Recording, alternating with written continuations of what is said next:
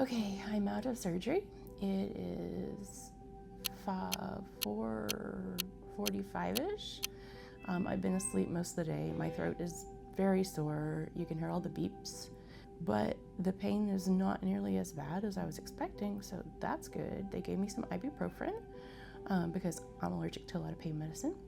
I still haven't been cleared for a diet yet, but the nurse gave me applesauce, and this is the best applesauce that I've ever had in my entire life. But my throat's pretty sore from the tube, so this is probably the only check-in you're gonna get from me today, so I'll catch you tomorrow. Okay, so this is the day after surgery. Hopefully I will be leaving the hospital today. My surgeon's supposed to be in this afternoon, and I should be discharged. I'm getting up and down pretty well. I'm not in a lot of pain. My chest is sore. Like, it feels like I bench pressed 1,000 pounds. It's more like muscle soreness. And what really hurts is under my arms, where they took the incisions around kind of almost to my back. But it's not too bad. I'm handling it with ibuprofen, prescription strength ibuprofen, but still ibuprofen. I have Ziggy here. My best friend got me this. This is from a company called Send a Friend, and I'll try to link that down below. I don't have an affiliate link for it or anything, but they're just so cute. This dinosaur's name was actually Dexter. We did not know that when I named him Ziggy, but he looks more like a Ziggy. So some things that I'm surprised about is how swollen my fingers are. Like, I am very swollen, and I am still waiting on my pee to turn blue. They told me my pee would turn blue because I had a sentinel lymph node biopsy and they injected this blue radioactive dye, but that has yet to happen. So we'll see if I get some smurf pee later on. But like I said, I'm really sore, but I am not what I would call in pain, and I am so ready to be in my own home. Okay, so time for another check-in. Let's see, I had surgery on Thursday, and I was released from the hospital Friday. I stayed one night over, and now it is Monday. So I've been home for a couple of days recovering, and let me just tell you, the anesthesia brain fog is real. I would get so confused. I couldn't remember what I was doing. I would literally have an app open on my phone and not remember why it was there, what it was going, what paragraph I read in my book, etc. It's been a little nuts, but now the brain fog is starting to lift. It was better yesterday, but it was really, really bad on Saturday. I think Saturday was probably my hardest day. So the second full day after surgery. Some things that I was not expecting. I was not expecting the neck pain and the ab pain. My neck was so incredibly sore, and all I can imagine it has to do with how I was on the operating table, and my abs were so sore. And I think it's because I had to use my abs to do everything because I couldn't really use my arms, and it was brutal, but that has subsided as well. I've been without pain medicine this whole time. Now I'm allergic to most pain medicines, so I knew that I was coming home from the hospital basically with ibuprofen and Tylenol. And I took heavy doses of ibuprofen the first 2 days, and it really started hurting my stomach, so I just kind of switched to Tylenol. And honestly, today I've not had any pain medicine at all. I will say I have a high pain tolerance. I like to say I was blessed with a high pain tolerance because I'm allergic to pain medicine. So that's going to obviously differ for everybody. I am also stuck in this surgical bra that I will try to show you here. The microphone is in the way. Okay, so this is the surgical bra, and I have a tank top stuck under here, which you're gonna want, let me tell you, if you have one of these. I have to wear this until my follow-up, which is another week from now. And it's got this padding in it, and it itches. So I just put a tank top under it, and I just have it flopped down. I did order some men's undershirts and the tank top type, and I plan on washing those in hot water, and then I'm gonna cut them down the sides so that I can wear it kind of like an apron over me to cover this up instead of just having something tucked in here. But I love this tank top, and I did not want to cut it down the sides, so that's what we're rocking right now. But it has helped so much with the itching of all this padding that you have to stuff in here, so that's a good thing. Then the drains skeeved me out. Like, that was what I was most nervous about, but they're not nearly as bad as I thought they were going to be. totally doable. They don't hurt at all. They are annoying AF. Let me tell you something. To take a shower is such a pain because you have these 4 drains that you have to wear around your neck, like with a lanyard clipped. You have to be hunched over.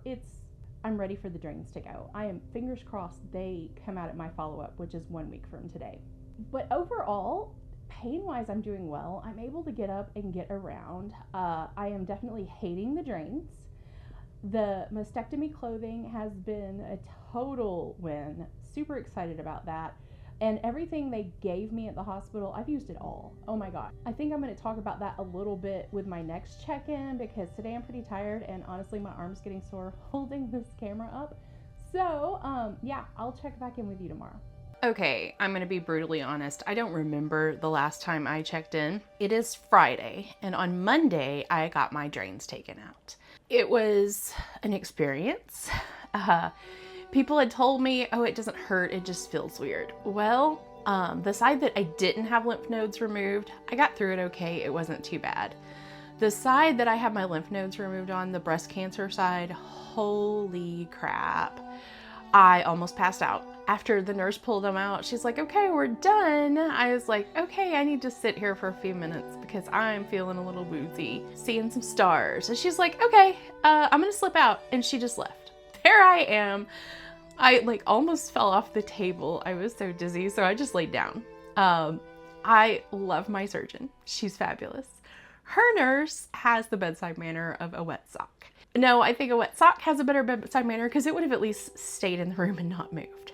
So, but yeah, I got through it. Everything's okay. I'm getting much more range of motion in my shoulder. It's been a minute since I picked up the camera because I had some very rough days this week emotionally. I definitely had some down days like, oh my gosh, am I gonna feel like this forever? Why do I get tired so easy? I took a call on Wednesday, a work call. It was 45 minutes and I had to have a 2-hour nap afterwards. And literally all I did was sit at my desk. So yeah, this is tough. Unfortunately, I'm self-employed and if I don't work, I don't get paid. And I do have savings, but as I've not worked in a couple of weeks, we're eating into that savings some, plus all the medical bills because I have a high deductible health insurance. So work is gonna have to start back up next week. It's gonna be online and we'll see. Now, the fun news is today I go to the oncologist. I got the referral on Monday and they called yesterday and said, hey, we have an appointment tomorrow. So we're gonna get on into the oncologist. My surgeon told me that luckily my cancer is stage 1A. We caught it very, very early. Because it's luminal B, high risk, chemo is not off the table. The margins were all clean, so there's not gonna be any radiation, but my cancer did micro metastasize to one of the lymph nodes. So chemo's probably on the table and we're gonna learn more about that today. So yeah, let's see how that appointment goes.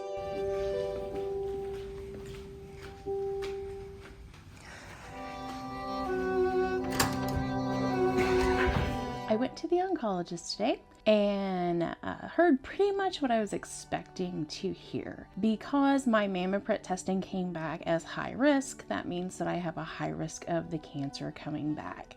Therefore, chemotherapy. So I did get what I thought was pretty good news. I'm not going to be getting the Red Devil. I'm going to be getting 4 rounds of TC chemotherapy, 3 weeks apart. So it's minimal chemotherapy. I'm grateful for that. He said I probably will lose my hair. He said not bother shaving it until it actually starts coming out because I might get lucky, but most people have total hair loss with this and I should expect it 2 weeks after my first treatment. So I've been shopping for, head coverings. If you have any good ones, let me know. Also, I might need radiation.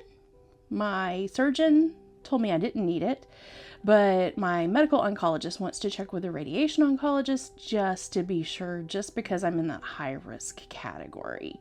So we caught my cancer very early. It was stage 1A, but because it's luminal B high risk, that is why I have to go through chemotherapy, maybe radiation, and then I will go on a hormone blocker, probably tamoxifen. So that's where we are right now. Love my oncologist. He is amazing. He explained everything thoroughly, and I asked about work and explained that I was self-employed. So he's going to do my chemo sessions on Friday, so that hopefully I can get through the worst of it over the weekend and then do better for the work week. So that's good news. And we're not going to start my chemo until the end of May.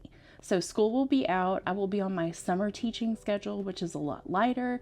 So he's really working with me to make this, I guess, the best experience I could have. So yeah, that's where we are now. So I'm guessing part 3 of this little series is going to be chemo. Until next time, peace out.